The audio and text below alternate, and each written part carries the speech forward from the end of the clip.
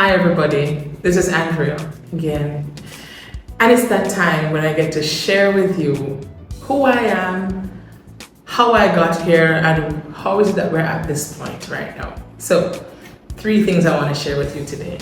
So my name is Andrea McCurdy, née Hines.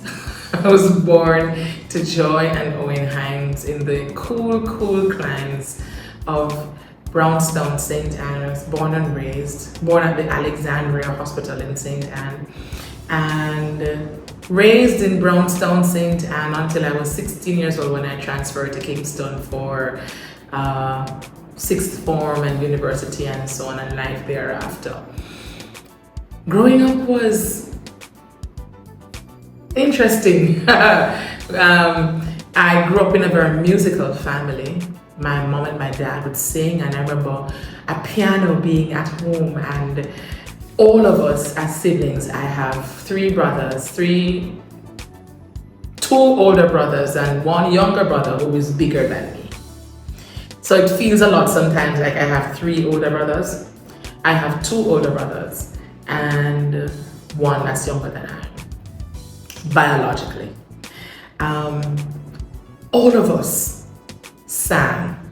All of us learned to play the piano by ear, and that was very interesting. And so my house was always musical and lively and full of singing and so on.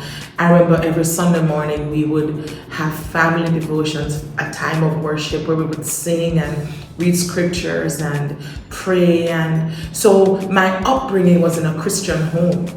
I've often said that I came out of the womb a Christian, left from the hospital and went straight to the altar, kind of a thing.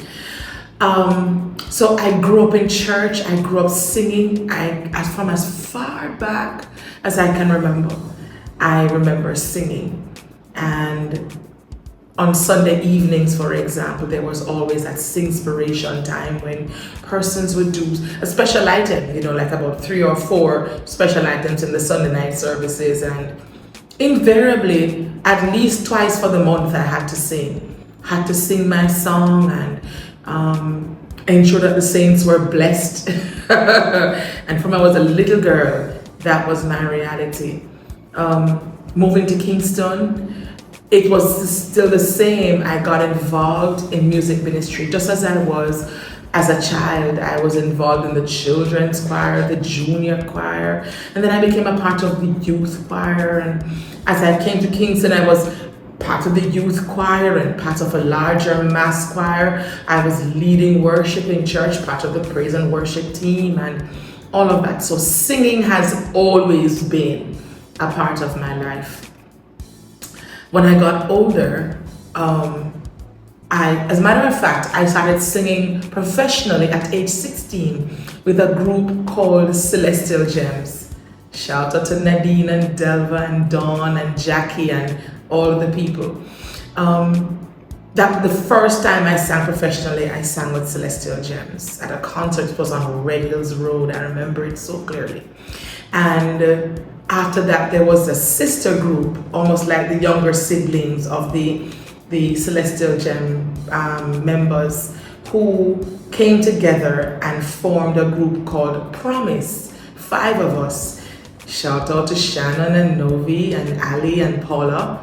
And 5 of us would sing together as Promise. And we would do over some of Celestial Gem songs as well as other material that we were exposed to. And it was great.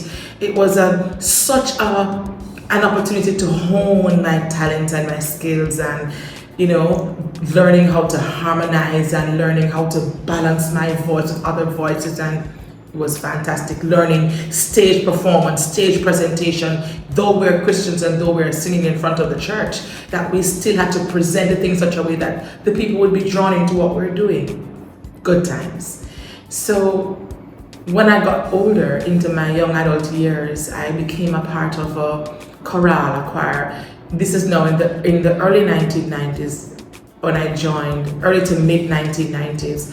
And in 1997, this group was called Sons and Daughters, very popular choir that was in Kingston, Jamaica at the time. And we were celebrating an anniversary of being formed as a group, and it was February of 1997. February 2. I did my research to check my dates. 1997. We were at a church called Fellowship Tabernacle, and we celebrated our anniversary there. The pastor then, who is still the pastor now, Reverend Merrick Al Miller, shout out to Uncle Al, was the pastor, is still the pastor there today. And we did ministry that Sunday morning, and at the end of the ministry, he proceeded to pray and to bless the group and minister, because he also operates in the prophetic gift. And so he was ministering to individuals, the singers and the musicians. And I remember standing on the stage that morning, and I'm like, God, please, I just want to know, I want to hear something from you, anything you want to tell me, tell me. And I was so eager. I remember who was standing to my right. I don't remember who was standing on my left, but I remember the young lady who was on my right. And as he was ministering to the person on my left, when he was through, I said, God. I remember the old hymn, "No, pass me not, O gentle Savior," and I said, God, please don't pass me by. Please don't pass me by. And he moved past me and went to the other person. I'm like, God, you really passed me? And it's so vivid in my mind. You really passed me?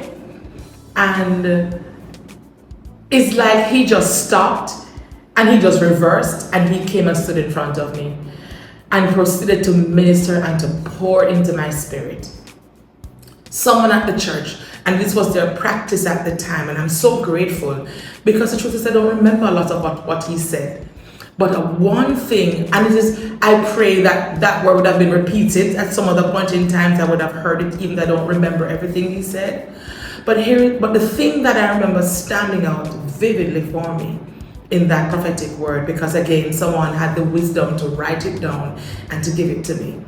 And it was that the Lord was going to give me songs for the healing of the nations. And at the time, I didn't know what that meant. And I was singing, but I didn't understand what that meant. Here we are, 2024. And to back up a little bit, November 2023, I'm at a women's gathering. I am the lead worshiper for the conference. Let's call it a conference. And we are at a coffee break section in the program, and I am backstage and just gathering myself, just to make sure that I'm heading back on stage to do another session of worship, and I just wanted to be in that zone and in that space where I'm settled and I'm focused and so on. And can I tell you guys, it was the softest whisper I have ever heard in my life. Did I tell you guys I'm 50 years old? This is February 2024. I'm 50, guys. It's a whole thing, another time I'll tell you about that. But it was the softest whisper I've ever heard. And all I heard was 2024. Now, I'm saying it in my natural voice and you can hear what I heard, but it was so soft. If I was distracted, I would have completely missed it. That's how soft it was. The remarkable thing was that as it was said, this was my response. 2024? Really? Okay. Instinctively, I understood exactly what it meant. And what it meant and what it means is that it is now time for me to step out into ministry, solo ministry again, to fulfill the word that the Lord spoke over me February 2, 1997. Now you can do the math. That's plenty years. And can I tell you that during that time, the process that I was on, in retrospect, I can see the preparation, because I did quite a bit of singing during that time. And it got to a point where I actually stopped singing. I was like, you know what, I'm done. I don't want to do the singing thing anymore. I don't want to sing anymore. This is no fun. This is not fulfilling me anymore. I am angry about a lot of things, and this is not it. And I stopped singing For years, I stopped singing, walked away from what I understood the music industry at the time to be, and the Lord just whispered to me, 2024. And so here we are. It's 2024, and I'm looking to launch Andrea McCurry Ministry.